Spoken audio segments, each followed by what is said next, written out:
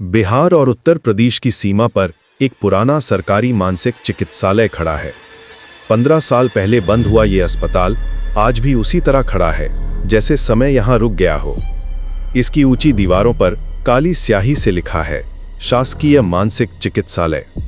लेकिन अब यहाँ सिर्फ खामोशी है, एक ऐसी खामोशी जो आपकी रूह को कंपा देती है। सरकारी कागजों में साफ साफ लिखा है फंड की कमी की वजह से ये बंद हुआ, लेकिन गांव वाले कुछ और ही कहानी बताते हैं। वे कहते हैं कि फंड की कमी नहीं, बल्कि यहाँ जो कुछ होता था उससे डरकर सरकार ने इसे बंद कर दिया। इस अस्पताल की इमारत 3 मंजिला है। इसकी लाल ईंटों की दीवारें अब काली पड़ चुकी हैं, खिड़कियों के शीशे टूटे हुए हैं और दरवाजे अपनी चूलों से उतर चुके हैं। मुख्य गेट पर जंग लगी हुई है और उसकी सांकल हमेशा हवा में हिलती रहती है, चाहे हवा चले या ना चले। गांव वाले कहते हैं कि ये सांकल 15 साल से लगातार हिल रही है, रुकती ही नहीं। कहते हैं कुछ जगह मरती नहीं है, वहां बस इंसान मरते हैं, और ये अस्पताल उन्हीं जगहों में से एक है। जब ये अस्पताल चालू था तब भी यहाँ अजीब चीजें होती थीं। मरीजों का अचानक गायब हो जाना, रात के समय बिना वजह चीखना चिल्लाना, और सबसे डरावनी बात यह थी कि कुछ मरीज अपनी जबान काटकर मर जाते थे। डॉक्टरों का कहना था कि यह मेंटल इलनेस का नतीजा है, लेकिन नर्सेस जानती थीं कि यहाँ कुछ और ही चल रहा है। रात के समय यहाँ से आने वाली चीखें पूरे इलाके को दहला देती थीं, खासकर कमरा नंबर 13 से। ये कमरा दूसरी मंजिल पर था, बाकी कमरों से अलग। इसकी दीवारें मोटी थीं और खिड़की छोटी थी। जब अस्पताल चालू था तब भी इस कमरे को खाली रखा जाता था, क्योंकि जो भी मरीज इस कमरे में रखा जाता था वो कुछ दिनों बाद या तो मर जाता था या फिर पूरी तरह पागल हो जाता था। लोग कहते हैं कि जो एक बार उस कमरे में गया वो पूरा वापस नहीं लौटा।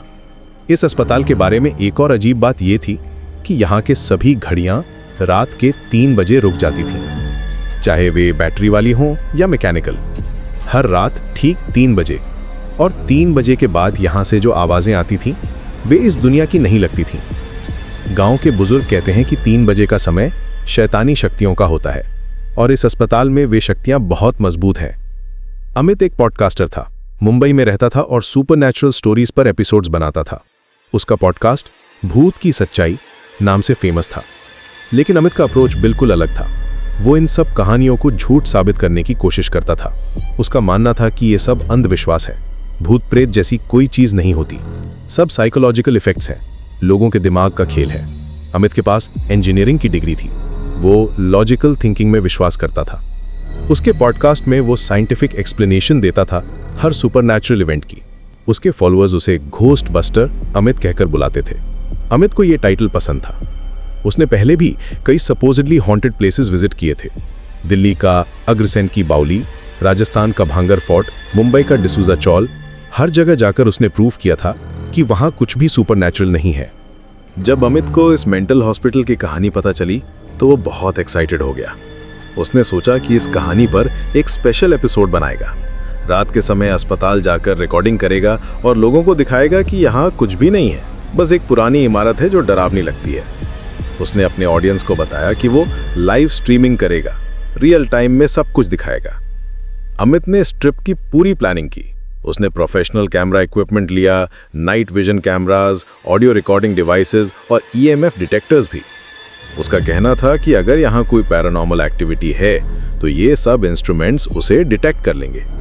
उसने अपने फॉलोअर्स को बताया कि वो साइंटिफिक मेथड यूज करेगा, कोई भी क्लेम बिना एविडेंस के एक्सेप्ट नहीं करेगा। उस रात अमित अपना कैमरा और रिकॉर्डिंग इक्विपमेंट लेकर अस्पताल पहुंचा। रात के 11 बजे थे, चांद छुपा हुआ था और हवा में एक अजीब सी ठंडक थी। ऐसी ठंडक जो सिर्फ हवा से नहीं आती। ये अक्टूबर का महीना था, लेकिन ठंडक दिसंबर जैसी लग रही थी।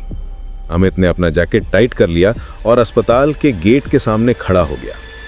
अस्पताल का मुख्य दरवाजा खुला था, जैसे किसी का इंतजार कर रहा हो। अमित ने अपने EMF डिटेक्टर को चेक किया। नॉर्मल रीडिंग थी। उसने टेम्परेचर भी चेक किया।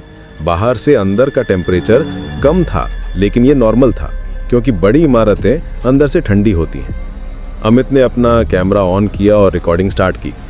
दोस्तों, मैं अभी उस फेमस हॉन्टेड हॉस्पिटल के सामने खड़ा हूँ जिसके बारे में इतनी कहानियां हैं। टाइम है रात के 11:15। मैं अभी अंदर जा रहा हूँ और देखते हैं कि यहाँ एक्चुअली में कुछ है भी या नहीं। मेरे पास सभी साइंटिफिक इंस्ट्रूमेंट्स हैं, अगर यहाँ कुछ भी अनयूजुअल होगा तो ये इंस्ट्रूमेंट्स उसे डिटेक्ट कर लेंगे। अमित ने अपना पहला कदम अस्पताल के अंदर रखा। फर्श पर सूखे पत्ते बिखरे थे और उसके कदमों की आवाज एको कर रही थी। जैसे ही वो अंदर गया, उसके पीछे का दरवाजा अपने आप बंद हो गया, एक तेज आवाज के साथ। अमित ने तुरंत पीछे मुड़कर देखा। अरे, हवा से बंद हो गया होगा, उसने कैमरा में बोला। लेकिन जब उसने ध्यान दिया तो हवा तो बिल्कुल भी नहीं चल रही थी, बाहर के पेड़ों के पत्ते भी हिल नहीं रहे थे। अमित ने दरवाजे को खोलने की कोशिश की, वो आसानी से खुल गया। देखिए, कोई प्रॉब्लम नहीं है, ये सिर्फ ग्रेविटी का इफेक्ट है। पुराने हिंजेस हैं, इसलिए दरवाजा अपने आप बंद हो जाता है। अंदर का माहौल बहुत ही भारी था, जैसे हवा में कुछ मिला हो, कुछ ऐसा जो सांस लेने में तकलीफ दे रहा हो। अमित को लगा जैसे कोई उसकी छाती पर बैठा हो। उसने अपना ऑक्सीजन लेवल चेक किया, नॉर्मल था। ये सिर्फ साइकोलॉजिकल इफेक्ट है, उसने खुद को समझाया। बंद जगह में ये फीलिंग नॉर्मल है। अमित ने अपना फोन निकाला, फ्लैशलाइट ऑन की। अंदर का नज़ारा बिल्कुल वैसा ही था जैसी उसने एक्सपेक्ट की थी। दीवारों पर पुराने पोस्टर्स लगे थे, कुछ फटे हुए, कुछ गिरे हुए। मानसिक स्वास्थ्य जागरूकता के पोस्टर्स, मेडिसिन चार्ट्स और कुछ गवर्नमेंट नोटिसेस। फर्श पर टूटे हुए कांच के टुकड़े बिखरे थे, शायद खिड़कियों के शीशे गिरे थे। रिसेप्शन एरिया में एक पुराना डेस्क था, उस पर रजिस्टर रखी थी। उसने उसे उठाकर देखा। लास्ट एंट्री 15 ईयर्स पहले की थी। Patient discharged due to hospital closure लिखा था। अमित ने कैमरा में दिखाया, देखिए ये बिल्कुल नॉर्मल है, हॉस्पिटल बंद हुआ है, इसलिए यहाँ ये सब पुराना सामान पड़ा है। यहाँ कुछ भी नहीं है, अमित ने कॉन्फिडेंस से कैमरा में बोला। तभी उसके ठीक पीछे से बहुत ही साफ आवाज में एक शब्द आया, झूठ। अमित का दिल जोर से धड़कने लगा। उसने तुरंत पीछे मुड़कर देखा, लेकिन वहां कोई नहीं था। उसने अपने ऑडियो रिकॉर्डिंग डिवाइस को चेक किया, उसमें यह आवाज रिकॉर्ड हुई थी। अमित का हाथ कांपने लगा। कोई बात नहीं, शायद मेरा वहम है, उसने कहा, लेकिन उसकी आवाज में डर साफ सुनाई दे रहा था। या फिर कोई एको इफेक्ट है, पुरानी बिल्डिंग्स में यह होता है। लेकिन अमित जानता था कि यह कोई एको नहीं था। यह आवाज बिल्कुल उसके कान के पास से आई थी, जैसे कोई उसके कंधे पर खड़ा होकर बोल रहा हो। उसने अपना ईएमएफ डिटेक्टर चेक किया। अचानक रीडिंग्स बढ़ गई थी। पहले जो नॉर्मल थी, अब वो एबनॉर्मल हो गई थी। अमित ने अपने आप को कंपोज किया। साइंटिफिक अप्रोच, उसने खुद को रिमाइंड किया। हर चीज का लॉजिकल एक्सप्लेनेशन होता है। वो आगे बढ़ता गया। मेन कॉरिडोर में कई कमरे थे। हर कमरे का दरवाजा खुला था सिवाय एक के। उस दरवाजे पर साफ साफ लिखा था, कमरा नंबर 13। अमित ने अपनी घड़ी देखी। रात के 2 बज चुके थे। उसे रियलाइज हुआ कि वो यहाँ 3 घंटे से था, लेकिन उसे लगा था कि सिर्फ आधा घंटा बीता है। टाइम डिस्टॉर्शन, उसने कैमरा में एक्सप्लेन किया। यह भी साइकोलॉजिकल इफेक्ट है। जब हम स्ट्रेस में होते हैं तो टाइम का परसेप्शन चेंज हो जाता है। तो ये है वो फेमस रूम नंबर 13। चलिए देखते हैं कि इसमें क्या है। मैं ये प्रूव करूंगा कि यहाँ कुछ भी सुपरनैचुरल नहीं है। जैसे ही उसने दरवाजे का हैंडल पकड़ा, अचानक पूरे अस्पताल की लाइट्स जल गईं, एक साथ, सभी फ्लोर्स की। अमित चौंक गया। उसका कैमरा भी लाइट्स की वजह से डिस्टर्ब हो गया। ये कैसे पॉसिबल है? यहां तो इलेक्ट्रिसिटी कनेक्शन ही नहीं है। मैंने खुद देखा है कि मेन पावर लाइन कट है। उसने अपने इक्विपमेंट्स चेक किए, सब नॉर्मल वर्किंग कर रहे थे, लेकिन हॉस्पिटल की लाइट्स कैसी जल सकती थीं? उसने मेन इलेक्ट्रिकल पैनल ढूंढने की कोशिश की। वो बेसमेंट में था। अमित वहां गया। पैनल खुला था और सभी स्विचेस ऑफ थे, फिर भी लाइट्स जल रही थी। तभी उसकी घड़ी में रात के ठीक 3 बजे और अचानक कहीं से बच्चों के रोने की आवाज आने लगी। पहले धीमी, फिर तेज। ये आवाज ऊपर से आ रही थी, दूसरी मंजिल से, रूम नंबर 13 की डायरेक्शन से। अमित का हाथ कांपने लगा। उसने अपने ऑडियो इक्विपमेंट चेक किए, सब कुछ रिकॉर्ड हो रहा था। ये कुछ तो है, अमित ने एडमिट किया, लेकिन इसका भी कोई लॉजिकल एक्सप्लेनेशन होगा। शायद कोई एनिमल ट्रैप्ड है या फिर विंड इफेक्ट है। लेकिन अमित के दिल में डर बैठ गया था। वो वापस दूसरी मंजिल पर गया, रूम नंबर 13 के पास। आवाज अब और तेज हो गई थी, सिर्फ बच्चों की नहीं बल्कि अब औरतों और मर्दों की भी, जैसे कई लोग एक साथ रो रहे हों। अमित ने कमरा नंबर 13 का दरवाजा खोला। अंदर एक छोटा सा कमरा था, बिल्कुल एम्प्टी। सिर्फ दीवार पर कुछ लिखा था, फ्रेश रेड कलर में, जैसे अभी अभी लिखा गया हो। हमें सुना क्यों नहीं? अमित ने कैमरा को उस राइटिंग पर फोकस किया। ये फ्रेश लग रहा है, जैसे अभी अभी लिखा गया हो, लेकिन यहां कोई नहीं है। शायद कोई प्रैंक है, कोई यहां पहले से छुपा हुआ है। अमित ने पूरा कमरा चेक किया, कोई हाइडिंग प्लेस नहीं था। कमरा बिल्कुल एम्प्टी था, सिर्फ 4 दीवारें, एक छत और एक फर्श। कोई फर्नीचर नहीं, कोई कबर्ड नहीं, कहीं छुपने की जगह नहीं। तभी कमरे में अचानक ठंडक बढ़ गई, इतनी ठंडक कि अमित की सांस दिखने लगी। उसने टेम्परेचर चेक किया, -5 डिग्रीज। यह इम्पॉसिबल था, बाहर का टेम्परेचर +20 डिग्रीज था। और फिर वो दिखे, धीरे धीरे, पहले शैडोज की तरह, फिर क्लियर होते गए। दर्जनों फिगर्स बिना आंखों के कमरे के कोनों में खड़े थे। वे सब अमित को देख रहे थे। उनके चेहरे पर दर्द था, बहुत गहरा दर्द, जैसे वे सालों से तड़प रहे हों। अमित का कैमरा अब प्रॉपरली फोकस नहीं कर पा रहा था, जैसे कोई इंटरफियरेंस हो। उसके सभी इलेक्ट्रॉनिक डिवाइसेस डिस्टर्ब हो गए थे। ईएमएफ डिटेक्टर की रीडिंग्स स्काई हाई हो गई थी। कौन हो तुम लोग? अमित की आवाज कांप रही थी। उसका साइंटिफिक अप्रोच अब काम नहीं आ रहा था। ये सब कुछ उसकी अंडरस्टैंडिंग से बाहर था। तभी एक आवाज आई, बहुत ही दर्द भरी, जैसे कई लोग एक साथ बोल रहे हो। हम मरे नहीं, हमें मारा गया। ये आवाज कमरे की दीवारों से एको हो रही थी। अमित को लगा जैसे ये आवाज उसके दिमाग के अंदर से आ रही हो। उसने अपने कानों को बंद करने की कोशिश की, लेकिन आवाज बंद नहीं हुई। हमें यहां टॉर्चर किया गया, हमारी जबान काटी गई, हमारे मुंह सिले गए, हमें यहां मरने के लिए छोड़ दिया गया, और जब हमने मदद मांगी तो किसी ने नहीं सुना। अमित पीछे हटने की कोशिश की, लेकिन दरवाजा बंद हो चुका था। उसने हैंडल को टर्न करने की कोशिश की, लेकिन वो हिल नहीं रहा था, जैसे वो जम गया हो। शैडोज उसके पास आने लगे, धीरे धीरे। उनकी मूवमेंट में कोई साउंड नहीं थी, बिल्कुल साइलेंट। उनमें से एक औरत का शैडो था जो बाकियों से अलग था। उसके कपड़े नर्स के जैसे थे। वो अमित के बिल्कुल सामने आकर खड़ी हो गई। अमित को उसकी आंखों की जगह सिर्फ डार्कनेस दिखाई दे रही थी, लेकिन वो जानता था कि वो उसे देख रही है। तुमने हमारी कहानी सुनी है, उस शैडो ने कहा। उसकी आवाज में दर्द था, लेकिन साथ ही गुस्सा भी। तुम यहां आए हो हमें झूठ साबित करने के लिए, लेकिन अब तुम भी हमारा हिस्सा बनोगे। तुम भी हमारे साथ यहां रहोगे, हमेशा के लिए। अचानक कमरे में कई आवाजें गूंजने लगीं, सब एक साथ, एक ही रिदम में। अमित, अमित, अमित। ये आवाजें तेज होती जा रही थीं। अमित के कानों में दर्द हो रहा था। अमित चीखना चाहता था, लेकिन उसकी आवाज नहीं निकल रही थी। उसने देखा कि उसके मुंह पर धागे से सिलाई हो गई है, काले धागे से, बहुत टाइट। उसके होंठ एक साथ जुड़ गए थे। खून उसके गले से बहने लगा, गरम खून। वो हाथों से अपना मुंह छूने की कोशिश कर रहा था, लेकिन कुछ नहीं कर पा रहा था। उसके हाथ भी हिल नहीं रहे थे। कैमरा अभी भी रिकॉर्डिंग कर रहा था, लेकिन अब उसमें सिर्फ स्टैटिक दिखाई दे रहा था। बीच बीच में अमित का फेस दिखता था, लेकिन उसकी आंखों में अब वो चमक नहीं थी जो पहले थी। वो धीरे धीरे उन शैडोज के साथ मिल रहा था। उसका चेहरा भी वैसा ही पेल हो रहा था जैसा उन शैडोज का था। अमित को अब समझ आया कि ये सब क्या था। ये कोई हॉन्टिंग नहीं थी, ये जस्टिस की मांग थी। इन लोगों के साथ यहाँ जो कुछ हुआ था वो बहुत गलत था, और अब वे चाहते थे कि कोई उनकी बात सुने, कोई उनकी कहानी बताए। लेकिन अब बहुत देर हो चुकी थी। अमित भी उनका हिस्सा बन रहा था। उसकी कॉन्शियसनेस धीरे धीरे फेड हो रही थी। उसे लगा जैसे वो किसी डीप वाटर में डूब रहा हो और उसके ऊपर से लाइट दूर होती जा रही हो।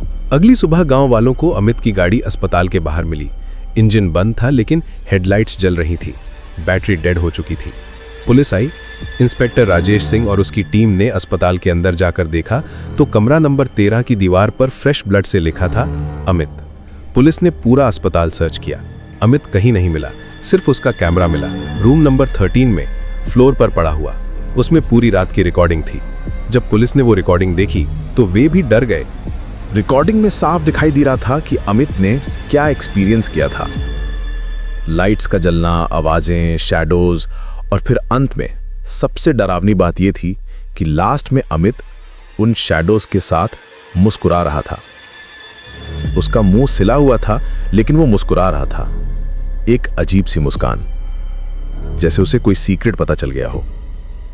रिकॉर्डिंग के अंत में अमित ने बिना आवाज के अपने होठों से कहा, अब तुम सुन रहे हो।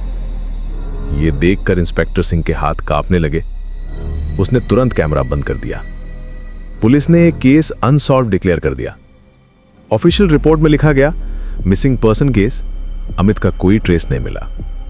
लेकिन इंस्पेक्टर सिंह जानता था कि यहां कुछ और ही हुआ था, कुछ ऐसा जिसकी एक्सप्लेनेशन पुलिस मैनुअल में नहीं थी। आज भी वो अस्पताल वैसे ही खड़ा है। गांव वाले कहते हैं कि रात के 3 बजे अगर तुम उस अस्पताल के पास से गुजरो और तुम्हारा नाम सुनाई दे तो कभी पीछे मुड़कर मत देखना, क्योंकि अगर तुम पलट कर देख लो तो अगली कहानी तुम पर लिखी जाएगी। कुछ लोग कहते हैं कि अमित अभी भी उस कमरे में है।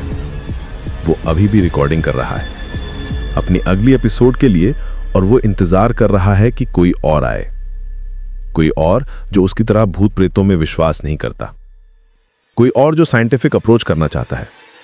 अस्पताल के पास के गांव में एक बुजुर्ग आदमी रहता है, राम प्रसाद। वो कहता है कि उसने अमित को देखा है। रात के 3 बजे अस्पताल की दूसरी मंजिल की खिड़की में वो अपना कैमरा लिए खड़ा रहता है और बाहर देखता रहता है, जैसे किसी का इंतजार कर रहा हो।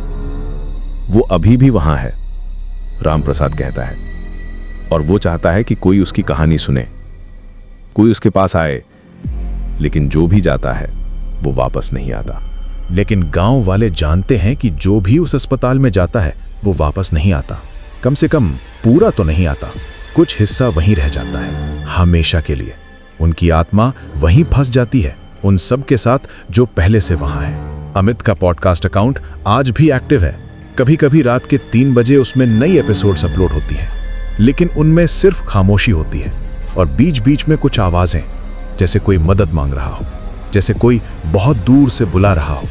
उन एपिसोड्स को सुनने वाले लोग कहते हैं कि उन्हें लगता है जैसे कोई उनका नाम ले रहा हो, बहुत धीमी आवाज में। और जब वे हेडफोन्स उतारते हैं तो उन्हें लगता है कि कमरे में कोई और भी है, कोई जो उन्हें देख रहा है। कुछ क्यूरियस लोगों ने उन एपिसोड्स को डाउनलोड करने की कोशिश की है, लेकिन जैसे ही वे डाउनलोड बटन दबाते हैं उनके फोन की स्क्रीन पर एक मैसेज आता है, क्या तुम सच में सुनना चाहते हो? और अगर वे यस दबाते हैं तो अगली रात उन्हें अपना नाम सुनाई देता है, रात के ठीक 3 बजे, अपने घर में, अपने कमरे में, जैसे कोई उन्हें बुला रहा हो। और फिर वे उस अस्पताल की तरफ जाने को मजबूर हो जाते हैं। अमित की कहानी यहीं खत्म नहीं होती, ये सिर्फ शुरुआत है, क्योंकि अब वो अकेला नहीं है उस कमरे में, उसके साथ और भी लोग हैं, वे सब जो उसकी तरह सच जानने आए थे। और अब वे सब मिलकर इंतजार करते हैं अगले शिकार का, अगले उस इंसान का जो सोचता है कि वो इस मिस्ट्री को सॉल्व कर देगा। तो अगली बार जब तुम रात के 3 बजे अकेले हो और तुम्हें अपना नाम सुनाई दे, तो याद रखना, कुछ कहानियां सुनने के लिए नहीं होती, वे जीने के लिए होती हैं। और कुछ जगह विजिट करने के लिए नहीं होती, वे हमेशा के लिए रहने के लिए होती हैं। अमित ने सोचा था कि वो एक कहानी बना रहा है, लेकिन असल में वो खुद एक कहानी बन गया। एक ऐसी कहानी जो कभी खत्म नहीं होती, जो हमेशा नए कैरेक्टर्स की तलाश में रहती है, जो हमेशा अगले विक्टिम का इंतजार करती है। और शायद तुम अगले कैरेक्टर हो, अगला नाम जो उस दीवार पर लिखा जाएगा, अगली आवाज जो उस खामोशी में गूंजेगी, अगली आत्मा जो उस कमरे में फंस जाएगी, क्योंकि कमरा नंबर 13 अभी भी खाली है अगले गेस्ट के लिए।